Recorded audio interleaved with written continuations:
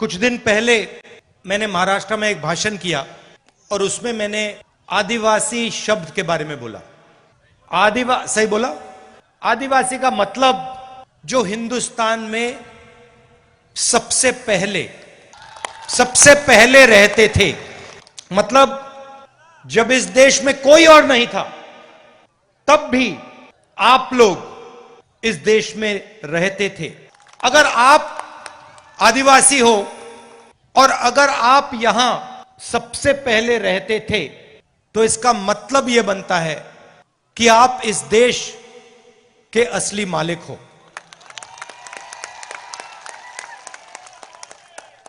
सही बात? ये जो शब्द होते हैं ये बहुत चीजें छुपाते हैं, बहुत चीजें ये दिखा भी सकते हैं। जैसे आप तांत्या मामा के बारे में सोचें तो आपके दिमाग में कौन से शब्द आते हैं? बताइए, कौन सा शब्द आता है सबसे पहले जब आप तांत्या मामा के बारे में सोचते हो? आदिवासी आता है, संघर्ष आता है, निडरता आता है, क्रांतिकारी आता है, ये शब्द आते हैं। और जब वो अंग्रेजों के सामने फांसी पे चढ़ रहे थे तो आपको क्या लगता है, उनके दिल में डर था या नहीं? सवाल नहीं उठता। उनके दिल में डर नहीं था। क्यों नहीं था? उसका कारण क्या था? उनके दिल में आम आदमी चढ़ता है, फांसी के सामने खड़ा हो जाता है, डर जाता है? नहीं। मगर जो आपके तांत्या मामा थे, जब वो चढ़े फांसी पे, उनके दिल में डर क्यों नहीं था? क्योंकि उनके डर को, जो उनके दिल में आपके लिए प्यार था, उसने मिटा दिया था। तो जब हम उनके बारे में सोचते हैं, हमारे दिमाग में ये शब्द आते हैं, निडर, संघर्ष, मोहब्बत, ये शब्द आते हैं। कुछ दिन पहले मैंने प्रधानमंत्री का एक भाषण सुना और उसमें उन्होंने एक नया शब्द प्रयोग किया, वनवासी। अब यह शब्द, इसके पीछे एक दूसरी सोच है। आदिवासी के पीछे सोच है कि यह देश के पहले मालिक आप हो। इसका मतलब अगर आप पहले मालिक हो तो आपकी जमीन पर, जंगल पर, जल पर आपका हक होना चाहिए। मगर वहां रुकना नहीं है।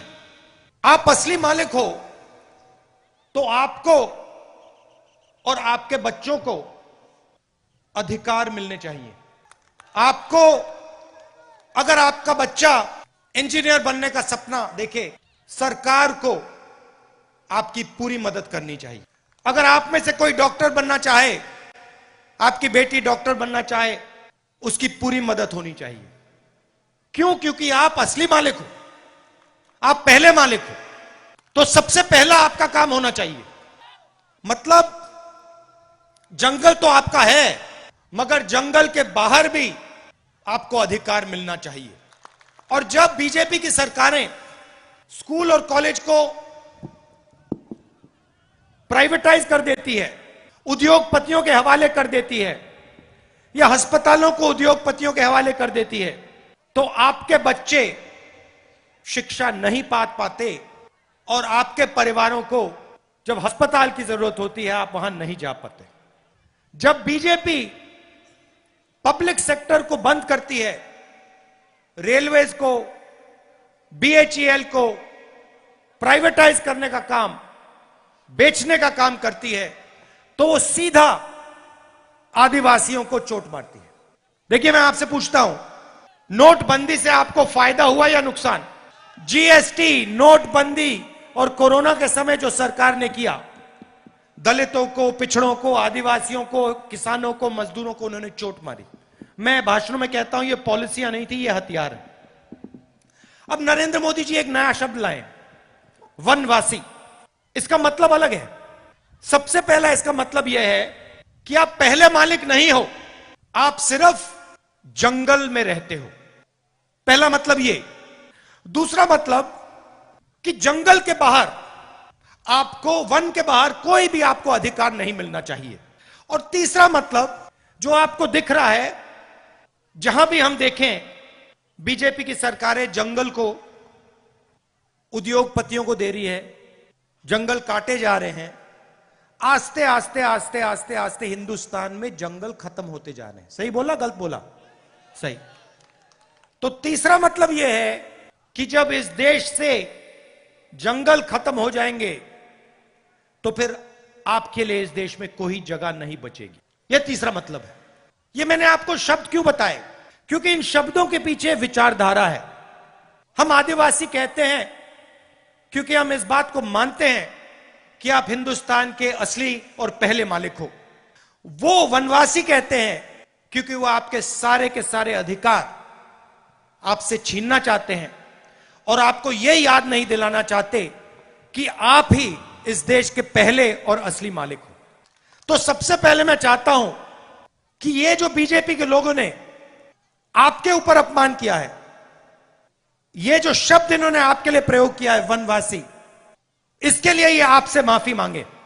हाथ जोड़ के हिंदुस्तान के आदिवासियों से ये माफी मांगे और उनसे कहें कि आप वनवासी नहीं हो, आप आदिवासी हो और आप हिंदुस्तान के पहले मालिक हो और हम आपको जो भी अधिकार चाहिए वो हम आपको देंगे। और दूसरा काम, माफी मांगने के बाद, पहले नहीं, माफी मांगने के बाद दूसरा काम, जो ये आपसे जंगल छीनते हैं, जो हम पैसा कानून लाए, जमीन अधिग्रहण बिल लाए, फॉरेस्ट राइट एक्ट लाए, इन 3 कानूनों को ये जो कमजोर करते हैं और आपकी जो जमीन है जो आपसे छीनते हैं, आपका जल है, आपका जंगल है जो आपसे छीनते हैं, वो आपको वापस देने का काम शुरू कर दें। और अगर ये नहीं करेंगे तो जैसे ही हमारी यहां सरकार आएगी, हम आदिवासी शब्द का प्रयोग करेंगे और जो आपके हक हैं एक के बाद एक आपको देना शुरू कर देंगे। और जो आपकी जमीन है उसका अधिकार, जल और जंगल का अधिकार आपको वापस देना शुरू कर देंगे। आप जानते हो कि आदिवासियों के खिलाफ सबसे ज्यादा अत्याचार मध्य प्रदेश में होता है। पूरा मध्य प्रदेश का आदिवासी जानता है कि अगर किसी प्रदेश में आदिवासियों के खिलाफ अत्याचार होता है तो उस प्रदेश का नाम मध्य प्रदेश है। ऐसा प्रदेश हमें नहीं चाहिए। हमें आदिवासियों को इज्जत देने वाला प्रदेश चाहिए, आदिवासियों को रक्षा करने वाला प्रदेश चाहिए। और ये जो वनवासी शब्द है, इसका प्रदेश हमें नहीं चाहिए। आप सब आए, प्यार से आपने मेरी बात सुनी और आपने मेरी बात बहुत अच्छी तरह समझ ली है। मैं आपके चेहरे देख रहा हूं, आपको बात समझ आ गई है, सब समझ गए हैं। ये जो बीजेपी की विचारधारा है, याद रखिए, अभी हम तांतिया मामा की बात कर रहे हैं। एक सेकंड भाई, तांतिया मामा की बात कर रहे हैं। तांतिया मामा को फांसी पे किसने चढ़ाया? अंग्रेजों ने, सही? और आरएसएस ने अंग्रेजों की मदद की, यह पूरी दुनिया और हिंदुस्तान जानता है। तो याद रखिए, अंग्रेजों ने तांतिया मामा को फांसी पर चढ़ाया, मगर आरएसएस की विचारधारा ने उनकी मदद की।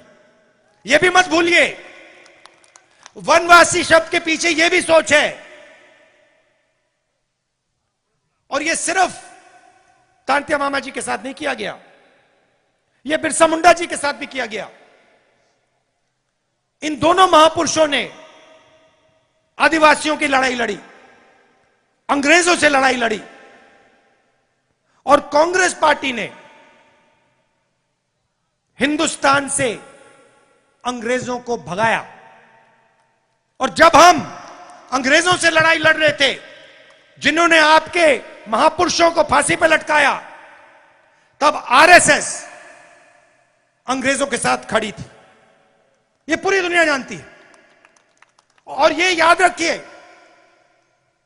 यह जो वनवासी शब्द है, यह आपको खत्म करने का शब्द है। और आदिवासी शब्द जो है, यह आपको हक दिलवाने का और यह आपको हिंदुस्तान के असली मालिक बनाने का शब्द है। बहुत बहुत धन्यवाद। जय हिंद, नमस्कार।